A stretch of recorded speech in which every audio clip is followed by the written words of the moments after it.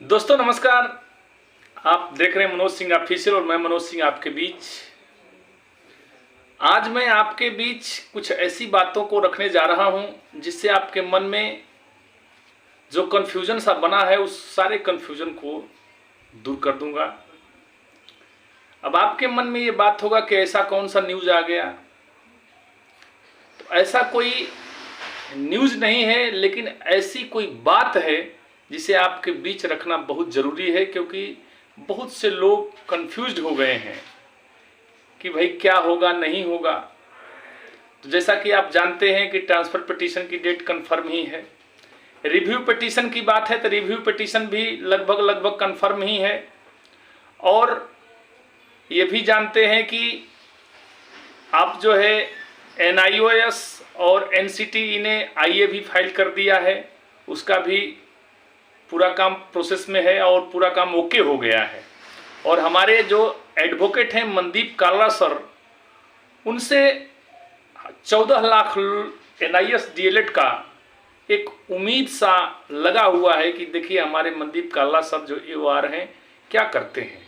और आज मैं एक वीडियो देख रहा था यूट्यूब पर, कुछ लोगों ने ऐसा बोला कि मैं पैसा दे दिया, मैं कुछ सहयोग कर दिया।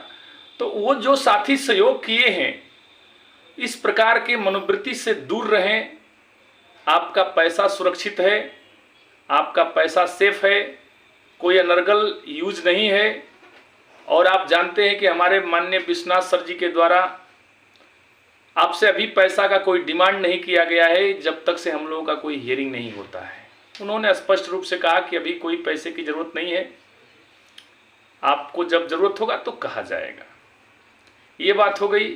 अब चलिए वो उन बिंदुओं पर मैं बात करता हूँ जिस बिंदुओं से हम लोगों को बेनिफिट होने वाला है।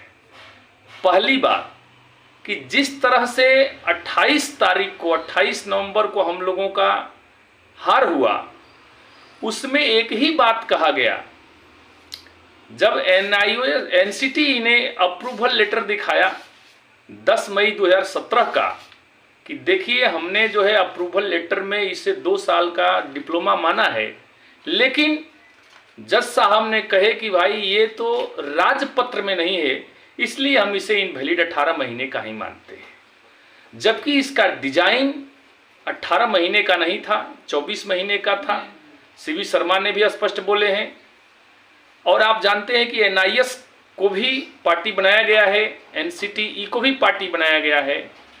तो अब जो है वही घिसी पिटी बात नहीं रखेंगे, क्योंकि अब बात यहाँ रखना है कि यदि NCT उस बात को भी रखती है, समझने का प्रयास करिएगा, यदि NCT उस बात को भी जज साहब के सामने रखती है कि सर हमारा अप्रूवल लेटर है और ये गजट में नहीं किन्हीं कारणों बस हुआ, तो NCT उनसे कहेगी कि सर आप जो है आदेश दीजिए MHRD को, हमको, कि इसे राजपत्र में शामिल किया जाए। यदि जैसे ही सुप्रीम कोर्ट के जज साहब गवई सर जैसे ही आदेश करेंगे कि इसे राजपत्र में प्रकाशित किया जाए, क्योंकि 14 लाख लोगों का भविष्य इनके साथ जुड़ा है, उसके तुरंत बाद ही राजपत्र में आएगा और राजपत्र में आते ही हम सभी लोग वैलिड हो जाएंगे, ऐसा मतलब उम्मीद किया जा रहा है। और MHRD को आप जानते हैं कि बहुत पहले हमारे बोहरा सर के द्वारा एक लेटर भी लिखा गया था। तमाम प्रकार से सभी लोग कोशिश कर रहे हैं, ऐसा नहीं है, जो भी हमारे शीर्ष नेतृत्व हैं कहीं से ना कहीं से अपने काम में लगे हुए हैं कि हम लोग को 14 लाख लोगों का जीवन जो अधर में फंसा हुआ है वो किसी न किसी तरह से संवर जाए, निखर जाए। ये सभी लोग लगे हुए हैं।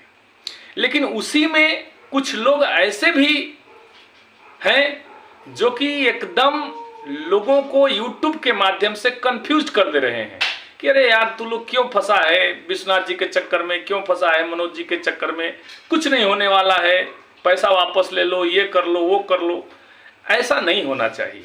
देखिए आपने विश्वास करके जिस तरह से हमारे टीम पर आपने विश्वास किया, तो विश्वास बनाए रहिए, जीत जरूर होगा। आप जानते हैं कि जो देर होता है वो दुरुस्त होता है। और जल्दी का काम शैतान का होता है, जैसा कि एक बार हम लोग जल्दी का काम करके देख लिए हैं। हमारा पूरा टीम, हमारे बिहार प्रदेश, चाहे पूरे ऑल ओवर इंडिया, एक बार बहुत जल्दी में काम करके पुनः हम लोग हार का मुंह देखें। ठीक है, इसलिए दोस्तों आप लोग बिल्कुल धैर्यता बनाए रहे। चूंकि मैं जान रहा हूं कि अब धैर्यता बनाने में भी अब बहुत दिक्कत हो रहा है, क्योंकि समय निकलते जा रहा है। TRE 4 भी आने वाला है, उधर सुपर टेट भी आने वाला है। इस तरह से लोगों के अंदर एक बहुत ही मतलब अधीरता सा होते जा रहा है। लेकिन मैं आपको विश्वास दिला रहा हूं कि आप लोग बिल्कुल टेंशन मत लीजिए, एक न एक दिन जरूर सफलता मिलेगा। क्योंकि देखिए, आप यदि भरोसा रखेंगे तो जरूर हम लोग को जीत मिलेगा। यदि आप ही नर्वस हो जाएंगे तो बाकी सभी लोग नर्वस हो जाएंगे, हम भी हो जाएंगे, सभी लोग हो जाएंगे। इसलिए प्रयास करना हम लोगों का काम है, और प्रयास करने वालों की कभी हार नहीं होती है। यही बात कह करके मैं अपनी वाणी को विराम करता हूँ। उससे पहले एक आध बात और भी बता देना चाहता हूँ। जैसे बिहार प्रदेश में बहुत ही TRE 3 में भी झोलझाल है, TRE 1 में भी झोलझाल है, TRE 2 में भी झोलझाल है। तमाम वैकेंसी में कभी वैकेंसी लीक होता है, कभी BPSC लीक पेपर लीक हो जाता है। तो ये बिहार है, बिहार में तो कुछ भी संभव है। यही सब बातों के साथ मैं अपनी वाणी को विराम करता हूँ। जय हिंद, जय भारत, जय भारतीय।